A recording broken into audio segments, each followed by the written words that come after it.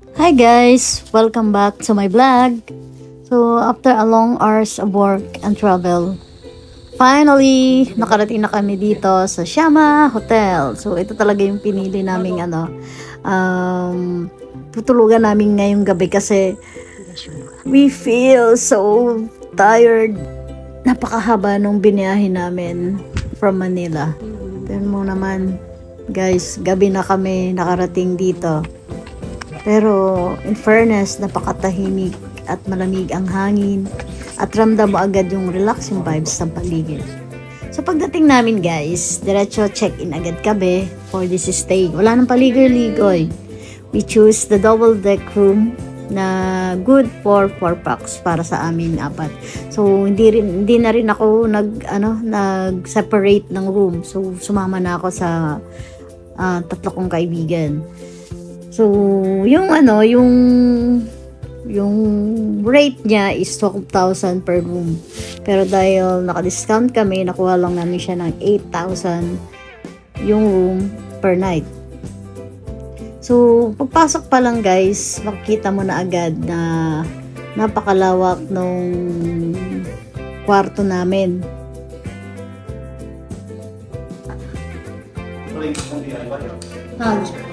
Saan ka sa CR nila, oh? Ganda. Rapo, ganda ng CR. Hindi ka malikod na, ba't tayo pa? Okay lang. Nature inspired nga, no? Ito na maganda, no? Naisip ko, paano nila pinakuha? Paano nila pinakuha? Inano na lang nila? Ay, glue lang. Kinlo lang. Wala. So, nandito kami sa Siama Hotel.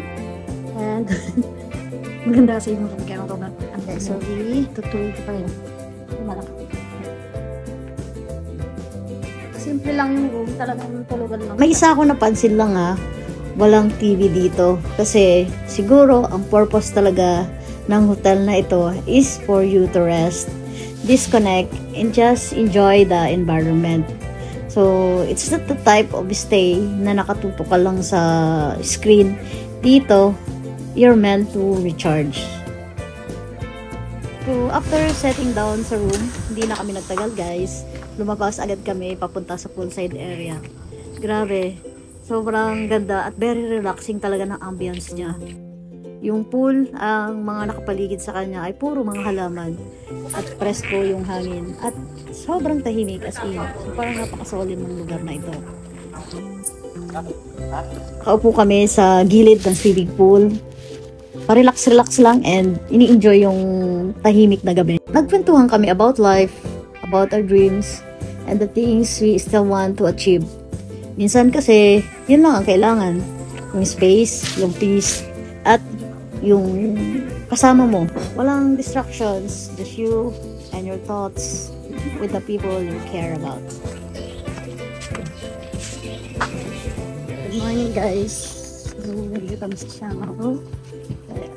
Kinabukasan, mas lalo pa namin na-appreciate yung ganda ng hotel. Nag-ikot-ikot kami sa pool area at napakaganda ng reflection ng langit at ng mga puno sa tubig. Morning!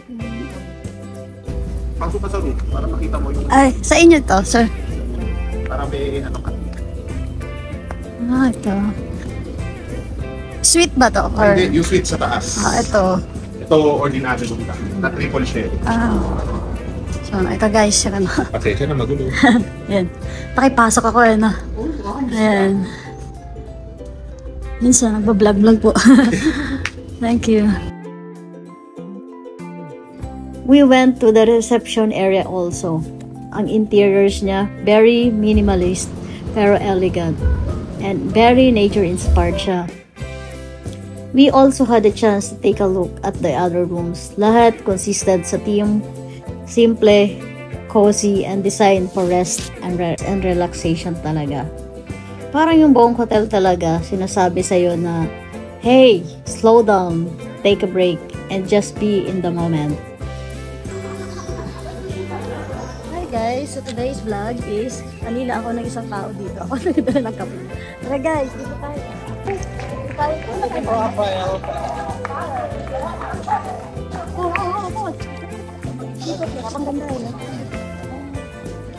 Dapat yung kayo dumaan, pag gano'n, maganda. Ewan ko dyan. Hindi, may kape kasi ako mamaya. Sige na, Babalik kami. Thank you po. Happy birthday! Happy birthday din po. Happy birthday to you! Happy birthday! Happy birthday! Thank you po. After our morning walk, dumiretso kami sa breakfast. The food, well, pero satisfying siya. Lalo na kasi yung setting habang kumakain ka is nakapaligid mga puno, tahimik, and sariwang hangin. Matapos yung staycation namin, meron kaming inihanda. So since birthday ni Rafael, sinurprise namin siya ng birthday cake. Sabay-sabay namin siyang kinantahan. It was a simple moment, pero ang saya. It turned out our stay into something even more special. Not just getaway, but also a celebration.